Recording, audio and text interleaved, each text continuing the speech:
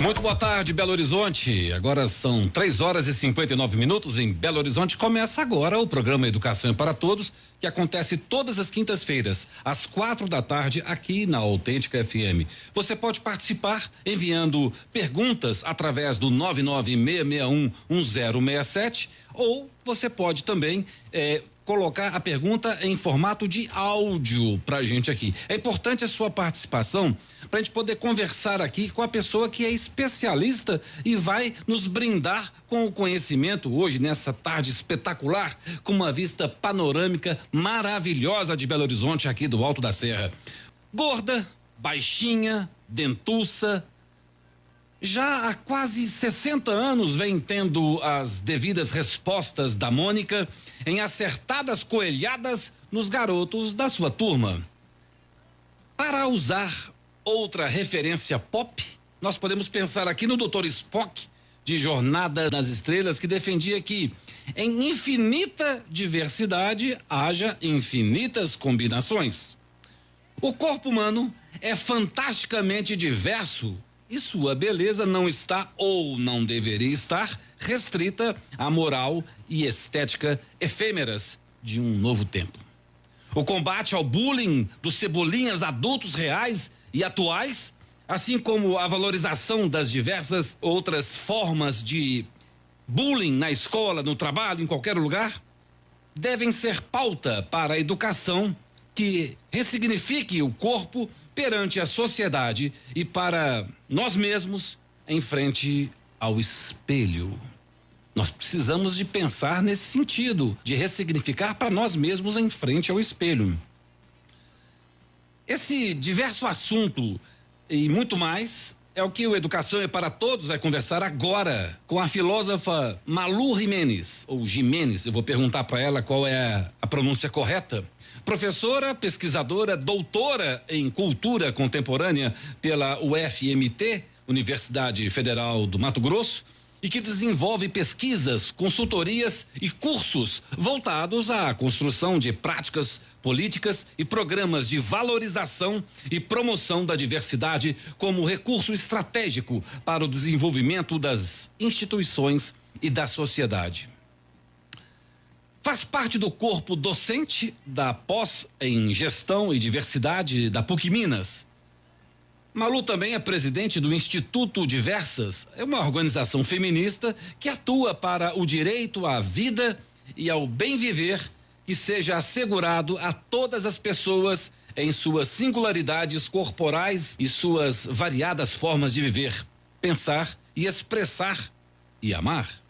Desenvolve projetos, programas e ações educativas voltadas à desconstrução nos mais diversos ambientes de lógicas preconceituosas, como a gordofobia, o racismo, o machismo, a homofobia e a transfobia, estando entre as fundadoras e coordenadoras das principais redes de pesquisa sobre o tema no país. Organizadora do primeiro Congresso de Pesquisa Gorda no Brasil. É autora de uma obra de referência sobre o assunto, o livro Lute como uma Gorda, de 2020, que acaba de chegar à sua segunda edição, e autora principal do livro infantil Lute como uma Gordinha. Boa tarde, professora. Boa tarde. Muito obrigado por aceitar participar do programa. Eu que agradeço pelo convite. Olha, professora, o assunto é muito importante. Eu acho que é uma coisa extremamente séria e nós precisamos de compreender a dimensão do bullying hoje de uma forma muito categórica, né? Então eu gostaria da senhora, primeira coisa, começar a dizer pra gente, ensinar o que é a diversidade corporal. Diversidade corporal é entender que os corpos são diferentes. Não existe só um tipo de corpo, um tamanho de corpo, uma cor de corpo. Os corpos, eles são diversos, eles se apresentam dentro de uma diversidade e isso é muito legal. Ao contrário do que a sociedade às vezes acredita que existe apenas um padrão só a seguir e tudo que está fora desse padrão é ruim. Quando a gente fala em diversidade corporal, a gente já está falando de um olhar positivo para essa diversidade.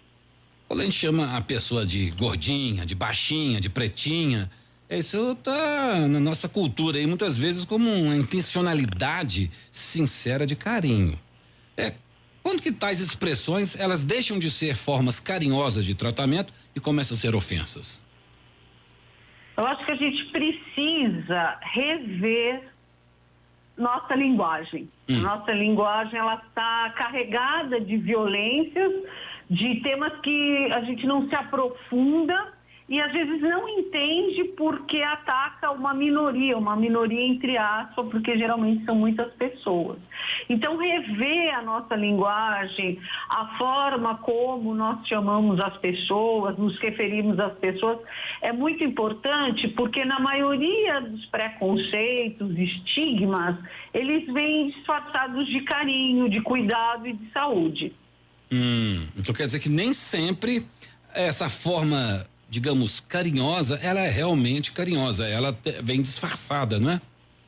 Às vezes a pessoa ela até tem a intenção de ser carinhosa, mas a forma como chega no outro, que é quem sofre esse preconceito, é violento. Entendi, professora. Isso a gente tem que tomar muito cuidado, né? Porque nós precisamos de cada vez mais respeitar o espaço do outro, a compleição física do outro, respeitar as características, a origem da pessoa, a religião da pessoa, né? Os aspectos que são valores daquela pessoa devem ser respeitados pelo outro, né? E o primeiro ambiente em que venha na nossa ideia para a gente começar a responder essas questões é a escola. A gente se lembra que das crianças ainda construindo os seus valores e aí tateando o que é certo, o que é errado, chamando uns aos outros como essas expressões que destacam as diferenças corporais. Como é que a gente vê a escola posicionada no sentido de alinharmos aí o pensamento sobre o respeito para com o outro e com a diversidade corporal? Eu acredito que comece antes da escola, começa já na família, né? Porque são reproduções da mídia, reproduções da própria educação que aqueles pais tiveram dentro das escolas e das instituições de ensino que eles frequentaram.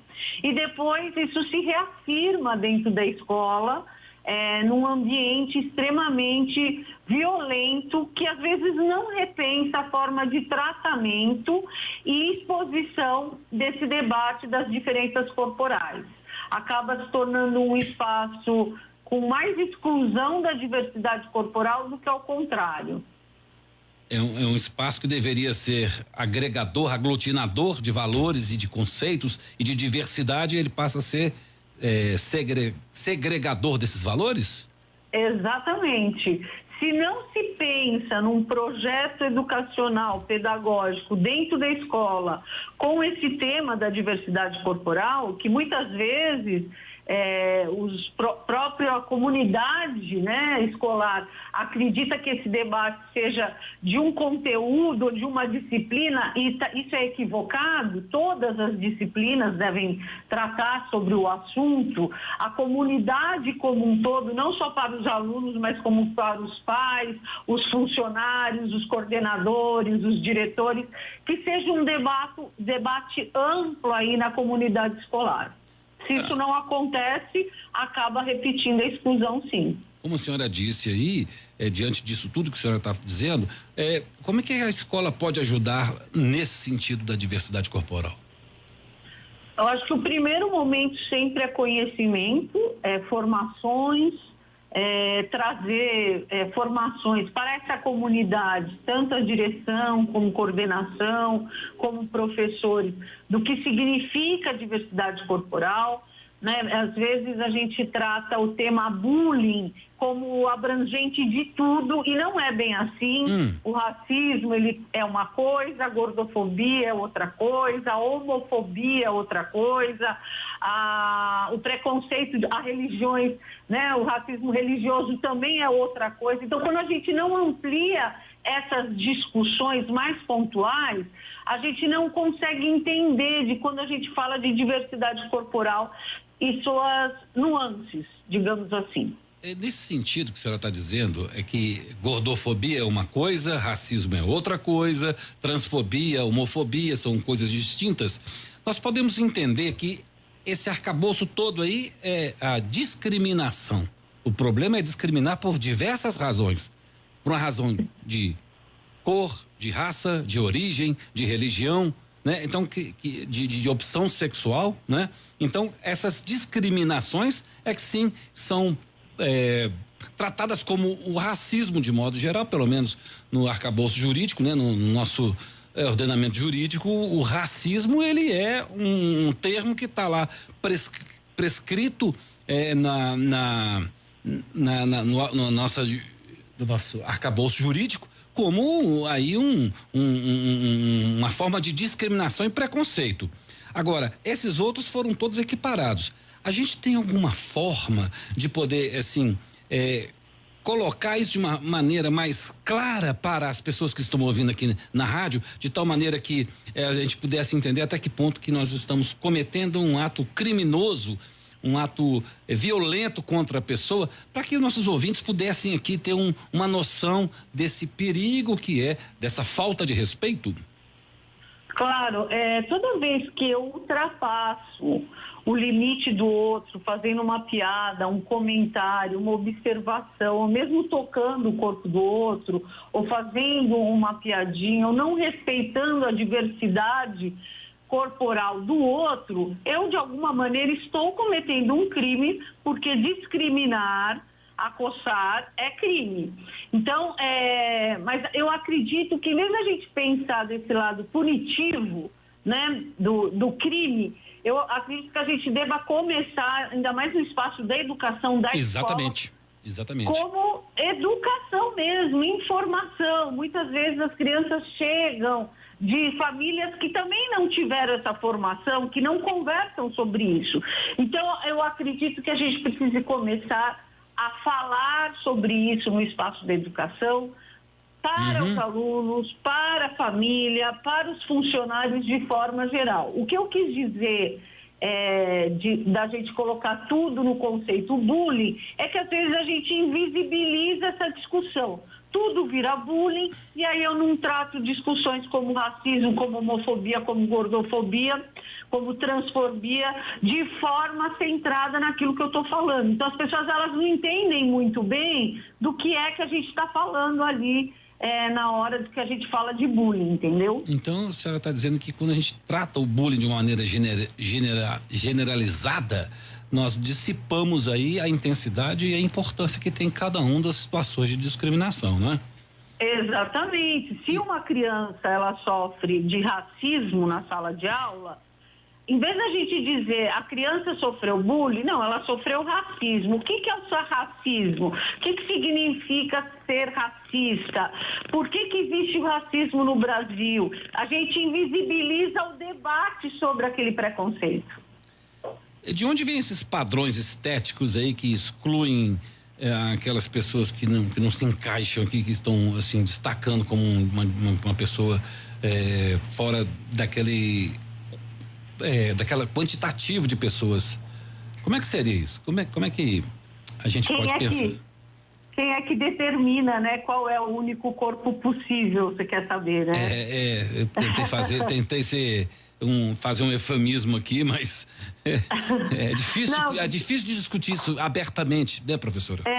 É uma discussão difícil, né? Nós não estamos acostumados, tem vários tabus, mas são várias as causas, mas eu gosto sempre de explicar a partir da colonização, da ideia de colonizar ideias. Quando houve a colonização da América Latina e da África, também existiu uma colonização da ideia de corpos perfeitos, corpos doentes e corpos saudáveis, corpos belos e corpos feios. Isso foi construindo dentro, inclusive, da próprias, algumas ciências, o que significa um corpo bom, um corpo saudável, e o que não se encaixa nisso, então vai ser considerado um corpo ruim, feio, doente, preguiçoso, e assim por diante. É difícil para a gente poder analisar isso, né, professor? Porque é tão amplo. Né? É difícil, não é fácil. E principalmente quando você lida com o outro, né? Porque eu posso estar cometendo um ato, um equívoco porque eu não estou observando o outro, eu não estou valorizando, não estou respeitando. Eu faço uma piada aqui de gordofobia, eu tô ofendendo, né? Então, às vezes, a gente não percebe que está ali, porque isso já vem de culturas, já vem lá de trás e, como a senhora disse, isso vem lá da colonização, né? A senhora poderia dar alguns exemplos aí de atividades que as escolas podem fazer para, assim, ajudar na aceitação da diversidade corporal pela comunidade escolar? Posso. Existem muitos livros infantis que falam já sobre esse tema, no qual a professora, a coordenação, os próprios pais dentro de casa podem trabalhar. Existem livros gratuitos. Vou dar um exemplo aqui do Lute Como Uma Gordinha, que é o primeiro livro infantil sobre gordofobia que foi lançado ano passado aqui em Belo Horizonte. Para baixar ele é gratuito, então você não paga nada para ter acesso a ele. A senhora pode passar o link aí, uma dica para poder a pessoa que está aqui nos ouvindo poder baixar o livro? Lá no meu Instagram tem o link, que é Malu Gimenez _, e no site também da IC. Da IC, né? Tá Isso. aic.org.br? Isso. Tá certo. Agora, como a senhora fala aí desses aspectos dentro de um espectro de pessoas que são ofendidas, que são violentadas, que são vilipendiadas aí no sentido moral, no sentido dos valores estéticos, dos valores pessoais, né? Quais são as consequências psicológicas e nos direitos das crianças e pessoas que são excluídas pelo padrão estético? Nossa, são muitas, né? Imagina você sofrer como criança, desde muito cedo, uma exclusão social por causa do tipo do seu corpo. Sim. Né? Então, desde criança, você percebe que as pessoas te rejeitam, te odeiam, fazem piadas, te excluem, porque você não é aceito. E não são estigmas e preconceitos que acontecem uma vez ou outra. Geralmente acontece muitas vezes durante toda a vida das pessoas, desde a infância até a fase adulta. Então, essa pessoa, ela carrega com ela esses estigmas que podem causar medos, traumas, fobias, suicídios. Tem muitas histórias de suicídios, né? Inclusive de crianças em escola por causa de ataques ao seu corpo, à sua religião, à sua cor. Então, pensar nessas consequências é pensar que são pessoas que vão ter muita violência contra os seus corpos e vão ter muita dificuldade de lidar socialmente com esses problemas, né? As inseguranças, os medos, as fobias.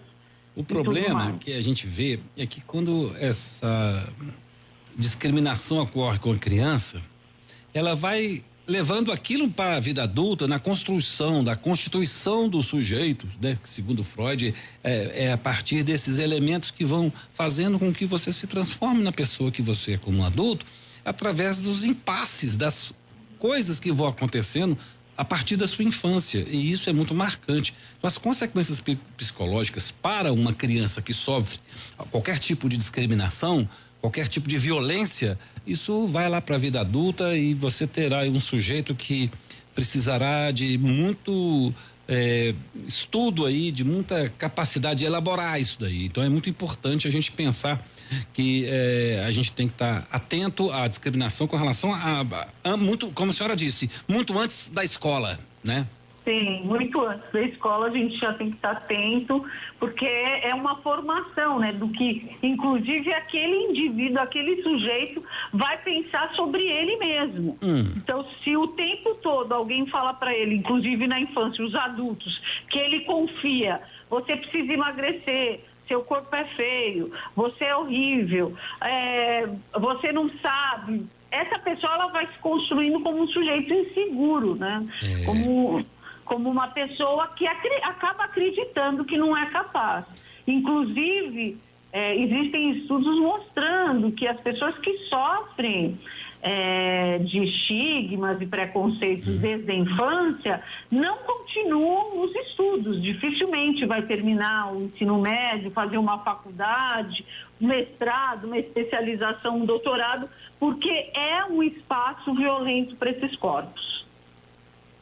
A estigmatização, ela realmente provoca uma reação muito negativa com relação à evasão escolar, né? E isso é um aspecto importantíssimo que a gente tem que estar atento, né?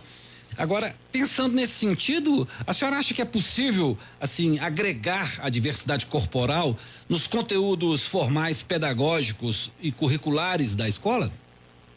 Claro, é preciso, é urgente, é necessário.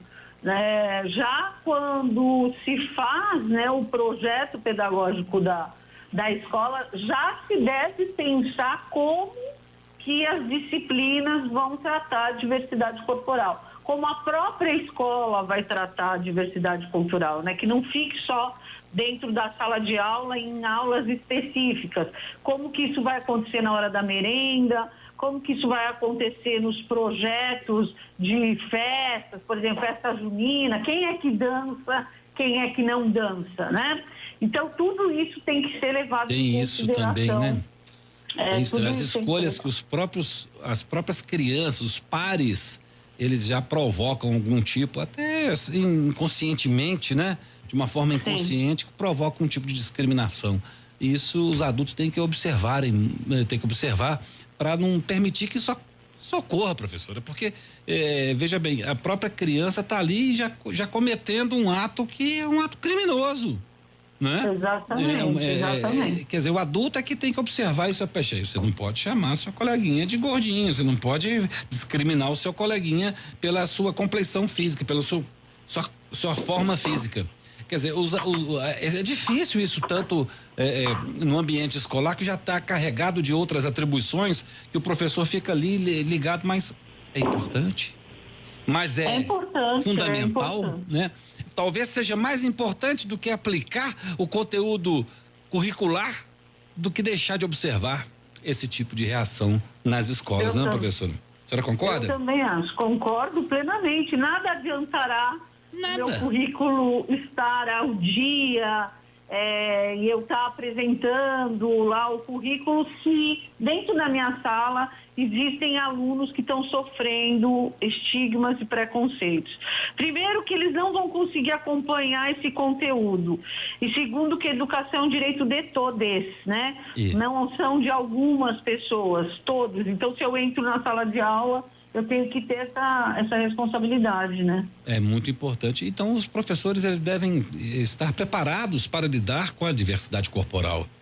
É importante analisar nesse sentido, e é importante também para que as pessoas que estão no espaço escolar observem esse comportamento, que seja no pátio, na hora de um intervalo, que seja na entrada da escola, que seja em qualquer momento, né? Até na van, até no especial, né? Que esse tipo de comportamento ele seja execrado dentro do espaço escolar, né? Nós estamos focados aqui na diversidade corporal, no ambiente e no espaço das relações de ensino e aprendizagem, né, professora? Sim, eu acho que a gente precisa pensar nas formações, sabe? Eu sou da educação, sou professora, eu dou aula há mais de 22 anos, eu vejo pouco formações dentro das escolas, das secretarias, da própria universidade sobre diversidade corporal. Pois é, isso devia ir para a pauta de políticas públicas, né, professora? Para a gente poder levantar isso como uma bandeira muito importante. Né? Exatamente. Nós estamos agora aqui em BH lutando por uma PL antigordofobia. Já fizemos uma audiência, uma discussão profunda, tá para ser votada essa PL. Por que isso, né? Acaba que os movimentos sociais que acabam cobrando dos poderes públicos ações, né, e projetos dentro das escolas da educação, da saúde sobre esse tema. É difícil. Professora, quando a gente pensa numa criança gordinha, a gente olha com um olhar crítico e fuzilador da criança. Nós precisamos de entender que a criança está nessa condição por diversas razões e muitas vezes alheias à vontade da própria criança. Não é porque ela está gordinha que significa que ela é gulosa, que ela come muito.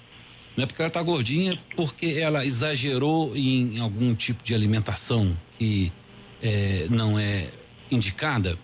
Existem outros fatores que são da forma de estrutura histórica, né, da pessoa, genética, e existe também aspectos de saúde que vão fazer com que ela passe do peso.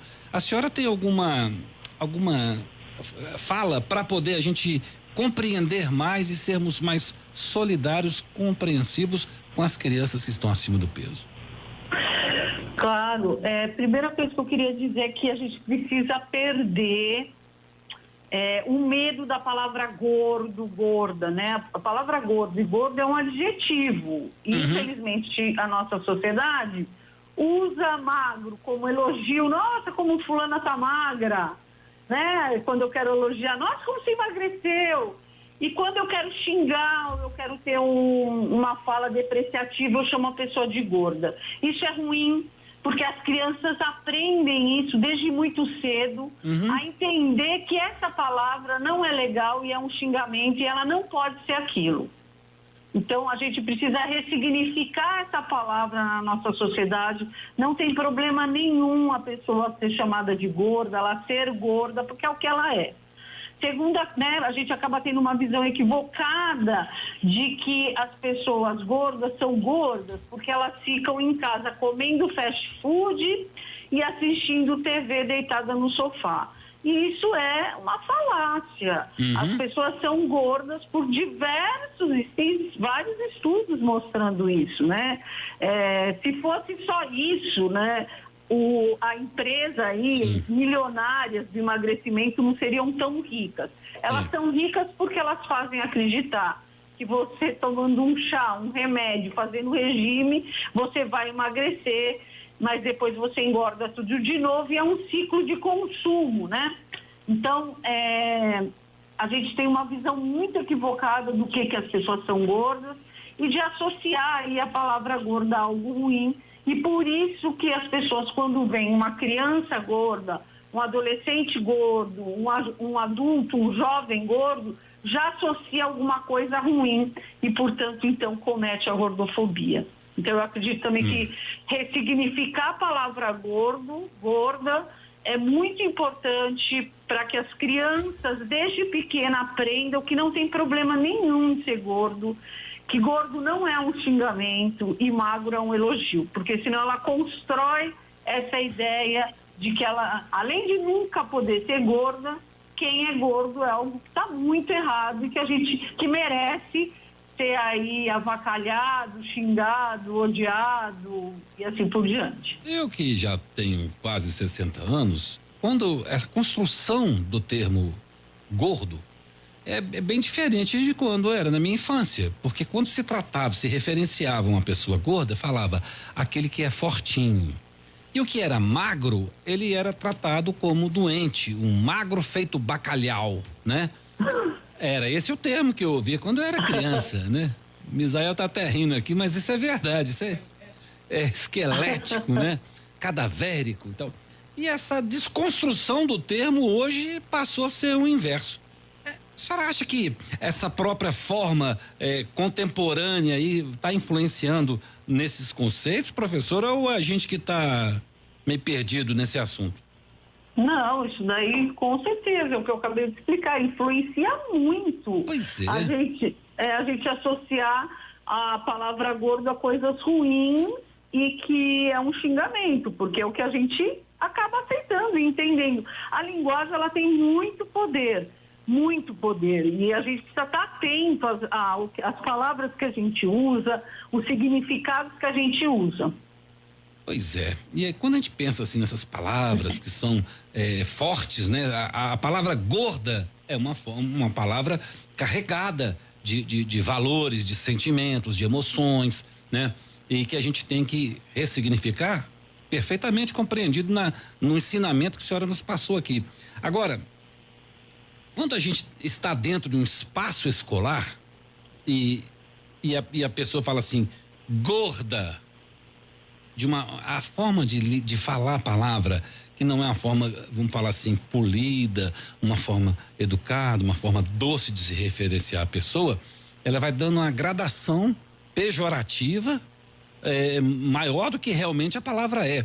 Então, como é que a gente pode pensar nessa forma de buscarmos soluções para tratarmos as pessoas de uma forma sem fazer aquele eufemismo, né? Aquela coisa de falar assim, gordinha, tentar diminuir uma realidade, né? Quais são os parâmetros que a gente tem aí para poder lidar com isso de uma forma respeitosa, sem ofender? A gente precisa conversar sobre isso, a gente precisa conversar sobre as palavras. Por que é que a gente está usando gordinha e não gorda? O que é que a gente está querendo disfarçar aí por trás do gordinha?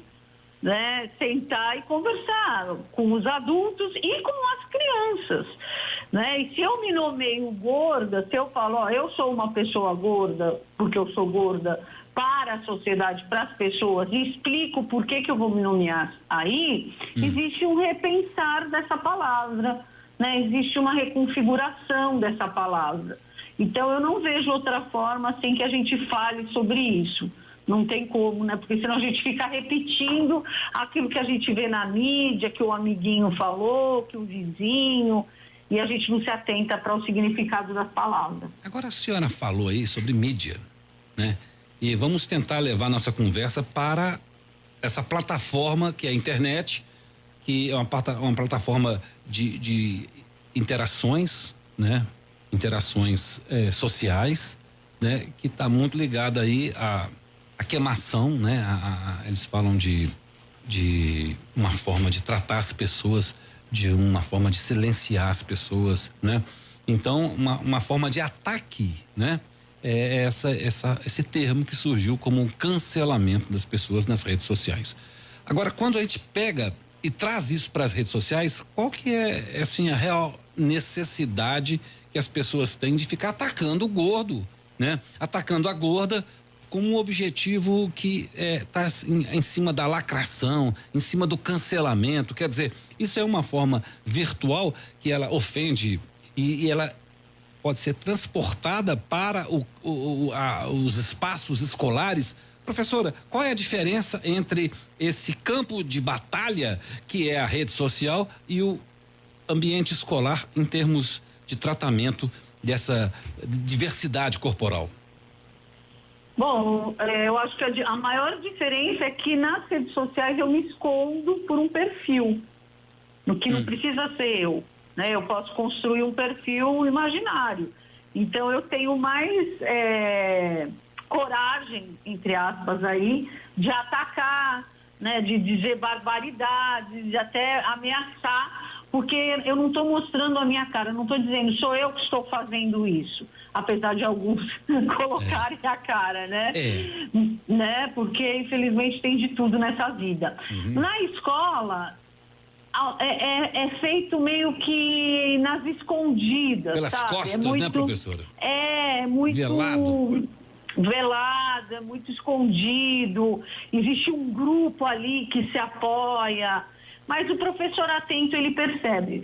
O professor, ele percebe tudo, se ele estiver atento, mas para ele estar atento, ele precisa entender o que é racismo, o que é gordofobia, o que é homofobia, o que é transfobia, para ele entender essa violência e poder agir em combate a ela. Se o professor, né, o diretor, o coordenador, os próprios pais, a família não conhece, não falou sobre isso, não entende sobre isso, como é que ele vai detectar para falar sobre isso, para combater isso? Tem razão, professora, tem razão. É muito difícil isso, né? A gente tem que encarar essa realidade de uma forma, é o que a senhora disse, vamos conversar, né?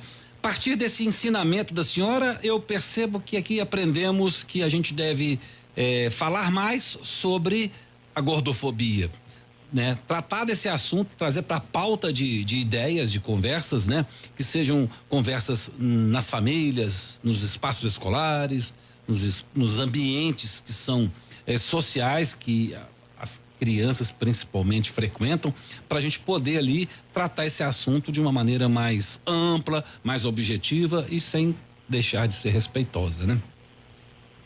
Sim, é importante, é urgente. É urgente essa modificação na forma de lidarmos com as redes sociais, essa modificação que nós temos hoje de termos voz, porque quando a internet chegou, aumentou o quê? O poder de vocalização das pessoas. E com isso as pessoas acham que são donas da verdade e começam começa a rotular o outro, né? Você é racista, você é homofóbico, você é isso aqui, quer dizer, todos esses adjetivos que colocam é uma forma de buscar ali a vocalização, que é o interesse da lacração, que vai multiplicando os fatores que são fatores de discriminação para as pessoas, principalmente as crianças, né, professora? Sim, principalmente as crianças estão muito atentas, isso que eu falei da palavra gorda, por exemplo, elas estão atentas, por que a gorda é um xingamento, e ela já começa a aprender desde muito cedo, porque ela não pode estar dentro daquela forma e que aquilo é um xingamento e as pessoas adultas usam como xingamento. As crianças repetem, na maioria das vezes, o que elas ouvem, né? Então vamos falar aqui agora sobre a batalha com relação a isso, né? Essa batalha no sentido de como incentivar aqueles que sofrem pela diversidade corporal de buscarem os seus direitos. E aí, como é que faz? Bom, primeiro que sempre procurar um advogado é importante.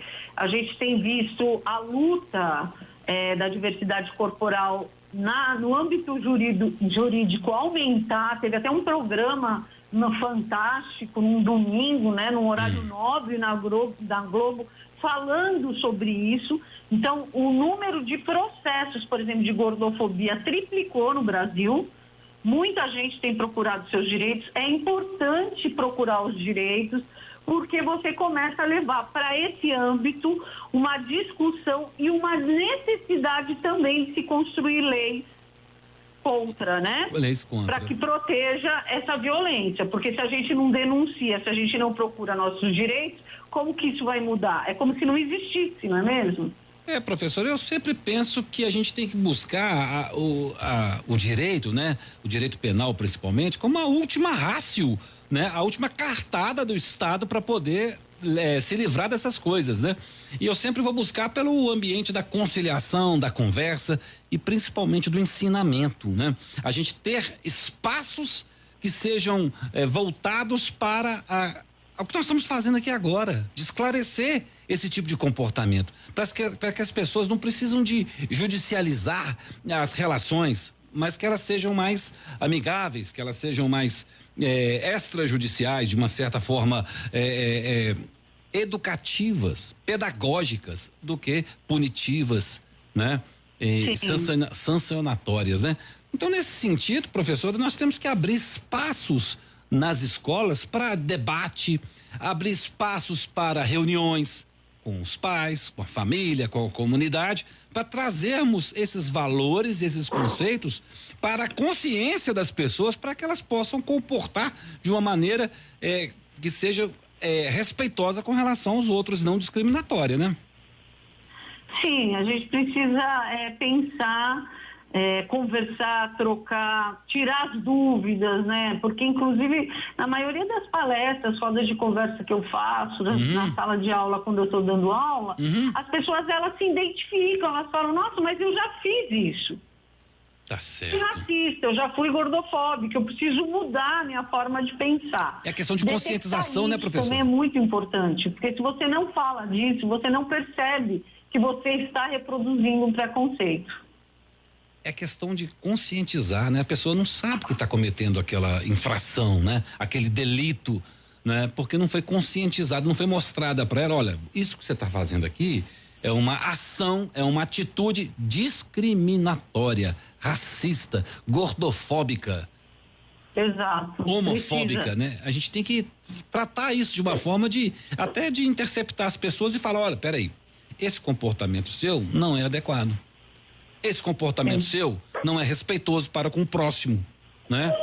Você não está respeitando o outro, você está discriminando e, consequentemente, praticando um delito, que é punível. Exato. A gente precisa falar. Quando a gente fala, quando a gente aprende, quando a gente vê os fundamentos, as consequências, você identifica ali e aí você então começa a mudar a sua forma de pensar e agir, né? Precisamos ser cada dia pessoas melhores, né? Eu preciso ser hoje melhor do que eu fui ontem e amanhã melhor do que eu sou hoje, né? Exatamente. E para a gente encerrar nossa conversa, professora, nós vamos aí revisitar os endereços que a gente pode entrar em contato e aprender mais sobre esses movimentos e essa forma como que eu posso agir para poder combater essa discriminação. Vamos lá, professora, o que a senhora pode nos ensinar aí com os endereços eletrônicos para contatos e etc. No Instagram, Malu Gimenez _, lá tem uma proposta pedagógica de estar falando sobre diversidade corporal, explicando textos, imagens, podcast, rádio, e também tem a IC, né? A IC aqui é ic.org.br. Isso.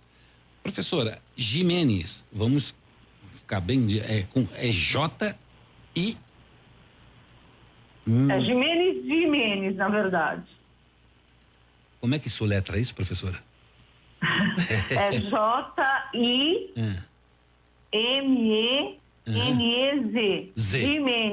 Gimenez. Underline, né? Malu Gimenez _ nas redes sociais, no Instagram, né? E aec.org.br. Agência de Iniciativas Cidadãs daqui de Belo Horizonte. Tem muito conteúdo interessantíssimo sobre diversidade corporal e muitos outros. E lá você consegue baixar, né, o livrinho Lute Como uma Gordinha, de graça, para você levar para sua família, na escola, com seus alunos, com o seu parceiro, parceira, enfim.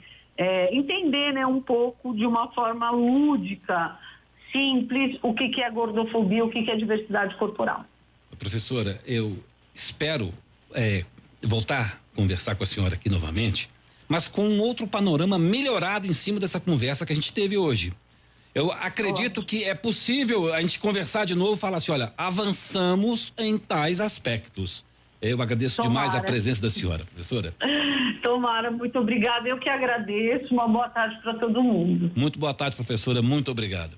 Olha, o programa Educação é para Todos fica por aqui e hoje eu estou ao lado do gigante Misael Avelino aqui nos controles aqui da operação. Eu me sinto aqui muito honrado pela presença do nosso querido Misael. E eu agradeço demais a sua participação aqui no programa, Misael. E o próximo programa vai ser na quinta-feira, às 4h, com a presença aqui do professor Cláudio Magalhães, que vai trazer as notícias da educação do mês de maio. Muito obrigado, pessoal, e até a próxima quinta-feira.